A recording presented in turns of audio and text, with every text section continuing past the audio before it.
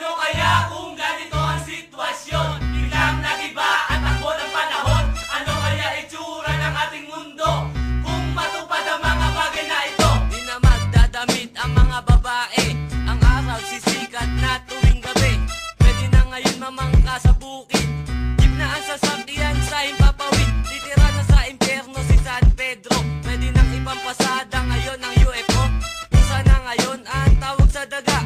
Ang mga Hapon Tagalog na magsalita, magkasing laki na langgam at elepante. Di na magpapatuli ang mga lalaki, ang matitino ikukumpay sa mental.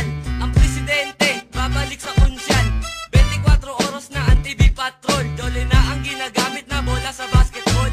Ang mga lalaki pwede nang mabuntis at magpapangkista na mga tunggalo artist. Ano kaya kung ganito ang sitwasyon? Biglang nagiba ang takbo ng panahon. Ano kaya itsura ng ating mundo kung matupad ang mga bagay na ito? Ano kaya kung ganito ang sitwasyon? Biglang nagiba ang takbo ng panahon. Ano kaya itsura ng ating mundo kung matupad ang mga bagay na ito? Wala nang halaga ang diamante at ginto. Set mo na ang gagawin pamato sa piko. Ice pick na ang gamit na espada ni Panday. At may marathon na ngayon sa Pilay.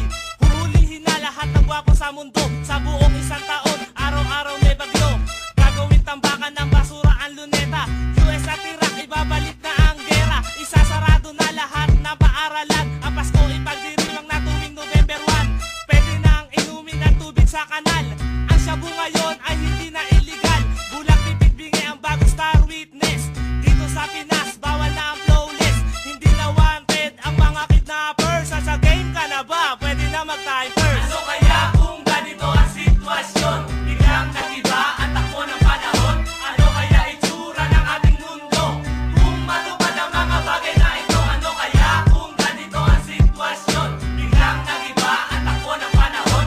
Ano kaya itsura ng ating mundo kung matupad ang mga bagay na ito?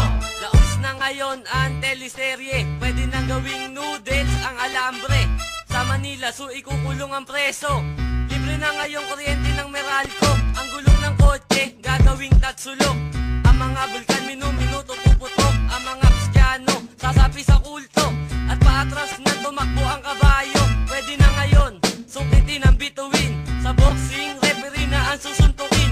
Ang mga bansa wala ng presidente. At toyo na ang gagamiting tubig sa kape.